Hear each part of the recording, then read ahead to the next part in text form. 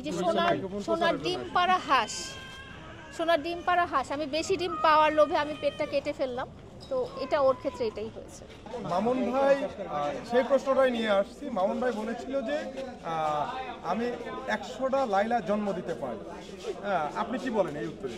এই উত্তরটা কোনটা শুনলে আপনারা খুশি হবেন বলেন? আপনি যেটা বলেন। আমি বলতে চাই যে উনি আর চেষ্টা করলেও সারা জীবনে অর্ধেকটা লাইলাও জন্ম দিতে পারবেন না, ক্রিয়েট করতেও পারবেন না, বা এভাবে তৈরি করে নিতে পারবেন না। কারণ এক একজন মানুষ ইউনিক, এবং আমিও একজন ইউনিক একটা মানুষ। আমি যেরকম পারবো না মামুনের মতো কাউকে গ্রুম আপ করতে, সেরকম উনিও ওটা পারবেন না। এটা উনি হুজুগে পড়ে বলে ফেলেছেন। আপনি কি মামুনকে জন্ম দিতে পারবেন? কিন্তু অবশ্যই না, অবশ্যই না, কনফিডেন্স আছে?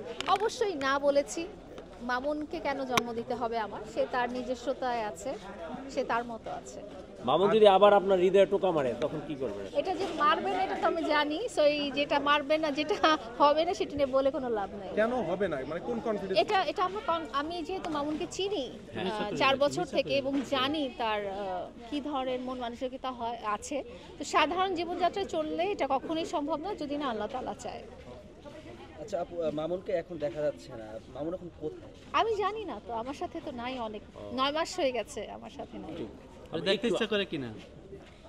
আমার দেখতে ইচ্ছা করলেও আমি দেখে ফেলি। কিভাবে দেখেন? যে ভিডিও দেখি।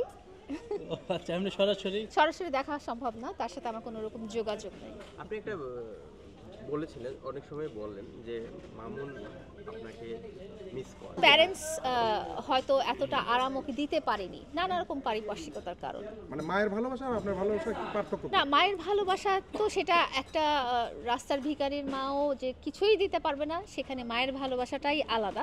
মায়ের ভালোবাসার সাথে কোনো কিছুর তুলনা চলে না। মানে যেটা বলছিলেন যে আমি বলেছি যে ওকে আমি যে ধরনের আরাম দিয়েছি, যে ধরনের কমফোর্ট দিয়েছি, যে ধরনের সুযোগ সুবিধা দিয়েছি, এটা আসলে একটা সাধারণ মানুষের স্বপ্ন থাকে। আমারও স্বপ্ন, আমারও খুব ইচ্ছা করে যে আমাকে কেউ ওইভাবে যত্নে রাখুক। তো ওই যত্নটা মামুনকে আমি ছাড়া আমার মনে হয় না জীবনে ওকে আর কেউ দিতে পারে। বেশি ভালোবাসা কি আসলে কাল হয়ে দাঁড়ালো কিনা? বেশি ভালোবাসা কাল হয়ে দাঁড়ায়নি।